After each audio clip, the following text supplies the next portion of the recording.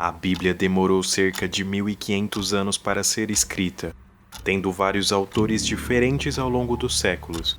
E mesmo depois de todo esse tempo, algumas passagens e versículos continuam um completo mistério para a humanidade.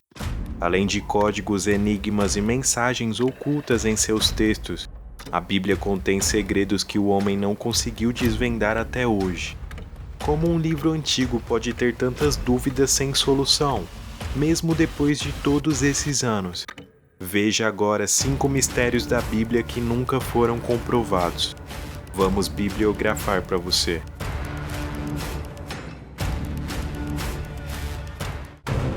O dia que a Terra parou. Já passou a época em que fé e ciência não podiam caminhar juntas. No livro de Josué nós temos um exemplo claro do que Deus é capaz de fazer perante as leis naturais da física newtoniana.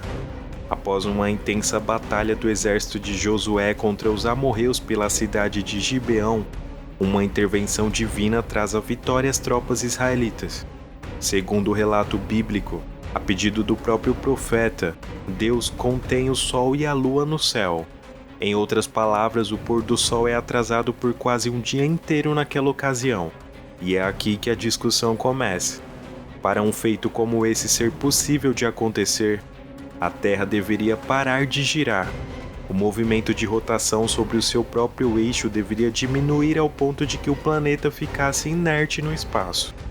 Seria como puxar o freio de um carro em movimento, e na velocidade de 1675 km por hora, já que essa é a velocidade de giro da Terra. Se uma parada brusca como essa acontecesse repentinamente como descrito na narrativa bíblica, as consequências seriam desastrosas. Sentiríamos na pele o efeito da inércia. Todas as formas de vida na Terra seriam arremessadas por quilômetros de distância. Construções como prédios, casas e até pontes viriam abaixo. Árvores seriam arrancadas. Oceanos formariam ondas gigantescas que varreriam cidades litorâneas inteiras em um piscar de olhos, e uma espécie de terremoto ocorreria nos 4 cantos do planeta. Atrasar um dia terrestre traria consequências irreversíveis para a humanidade. Então, como seria possível que o texto de Josué estivesse descrevendo um acontecimento literal? Muitas teorias surgem para dar algum tipo de explicação para essa passagem, porém nada se confirmou até hoje. A mensagem na areia. Jesus ensinava no templo quando em determinado momento um grupo de fariseus e mestres da lei levam até ele uma mulher, que tinha acabado de ser pega em adultério. Segundo a lei de Moisés, o castigo para esse pecado seria o apedrejamento. E eles perguntam a Jesus qual era sua opinião sobre aquele ato. Antes que pudesse dizer qualquer coisa, Jesus se abaixa e começa a escrever alguma coisa na areia. Aquela atitude não cala os fariseus que continuam repetindo a mesma pergunta. Então Jesus responde que aquele que não tivesse pecados fosse o primeiro a atirar a pedra, e se abaixa novamente para continuar escrevendo no chão. Esse foi o único registro na Bíblia no qual é informado que Jesus teria escrito alguma coisa. Não há outra passagem que nos dê essa informação. Porém, os evangelhos não nos explicam o conteúdo da mensagem que ele teria escrito, ou até mesmo desenhado. E acredite ou não, por mais desnecessário que essa dúvida pareça ser, para algumas pessoas ela continua levantando questionamentos. Afinal, o que Jesus teria escrito na areia? Muitos estudiosos relacionam um versículo do livro de Jeremias como sendo a possível forma de interpretação daquela passagem, pois em Jeremias é descrito que aqueles que abandonam o Senhor serão como nomes escritos na areia, que desaparecerão. Por causa desse versículo, alguns acreditam que Jesus teria escrito os nomes dos fariseus que condenavam a mulher adúltera, mas para a maioria dos cristãos, se o conteúdo daquela mensagem fosse tão importante assim, ela teria sido revelada no próprio Evangelho. A Arca da Aliança. O que aconteceu com a Arca da Aliança é uma pergunta que intriga arqueólogos por séculos. A última vez que ela foi mencionada no Velho Testamento foi sob a posse do rei Josias, que ordenou aos levitas que levassem a arca para o Templo de Salomão. Porém, nós sabemos que o templo foi saqueado 40 anos depois pelo rei babilônico Nabucodonosor. e depois de mais alguns anos ele retornou e incendiou Jerusalém. E aqui começa o mistério. O que aconteceu com a arca? Ela foi roubada e levada para a Babilônia?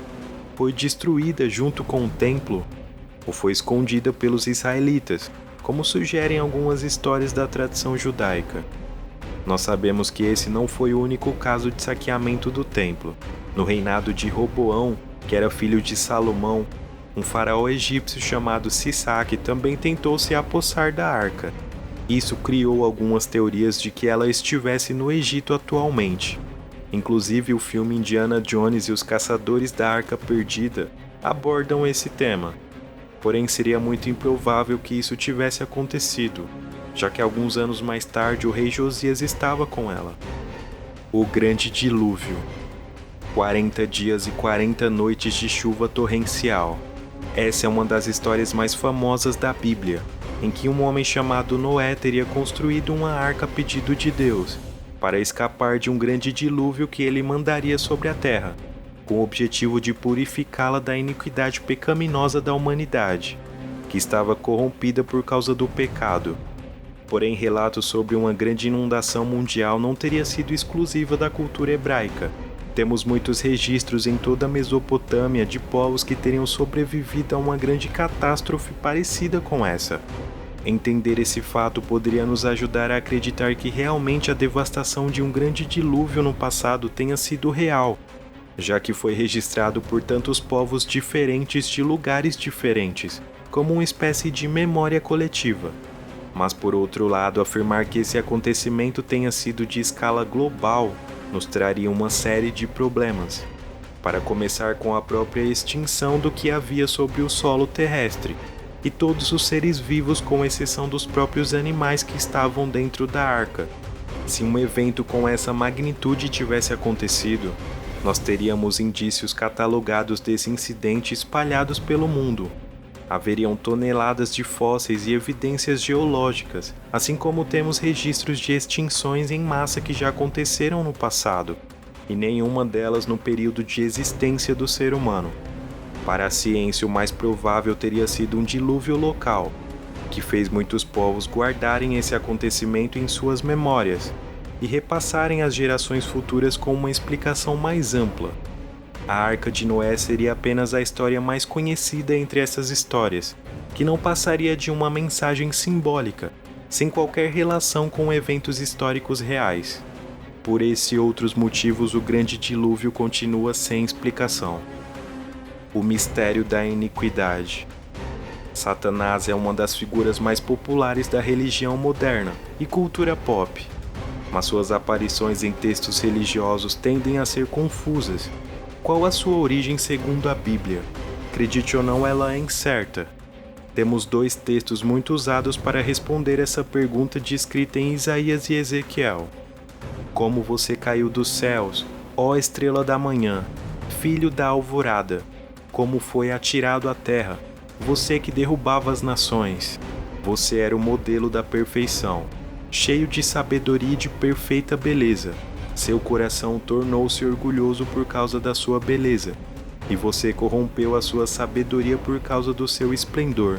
Por isso eu o atirei à terra, fiz de você um espetáculo para os reis. Por incrível que pareça, esses versículos não estão se referindo a Satanás, e sim a dois reis tiranos daquela época, que você pode confirmar a informação simplesmente lendo os capítulos completos sem isolar os versículos. Na passagem de Isaías, ele estava se referindo ao rei da Babilônia, que era Nabucodonosor, um grande perseguidor de Jerusalém daquele período. Já a alegoria escrita no livro de Ezequiel faz menção ao rei de Tiro, condenando-o por seu orgulho e ganância insaciável. Tiro foi alvo de condenações proféticas por ser uma cidade que construiu sua riqueza através da exploração de seus vizinhos. Já a forma de linguagem apocalíptica usada no texto, como as expressões querubim e jardim do Éden, também foram estopins que fizeram pessoas acreditarem ser uma alusão a Satanás. Mas aquilo não passou de um arquétipo para demonstrar onde o pecado do ser humano poderia chegar.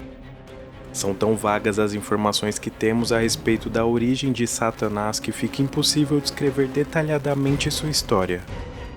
Até mesmo o apóstolo Paulo chegou à conclusão de que esse assunto seria um mistério da iniquidade. Afinal, como um querubim que vivia rodeado de glória, poderia ter a capacidade de se deixar dominar pela soberba? Muitos procuram sinais concretos e provas materiais para explicações bíblicas, que parecem impossíveis aos olhos humanos, mas o que seria um milagre para aquele que venceu a morte? Nenhum sinal vos será dado, a não ser o da ressurreição. E chegamos ao fim de mais um vídeo. Gostou? Dê aquele like, compartilhe com seus amigos e não se esqueça de se inscrever no canal. Quer mais curiosidades como essa? Deixe aí nos comentários, que nós podemos trazer em breve. Pessoal, até a próxima!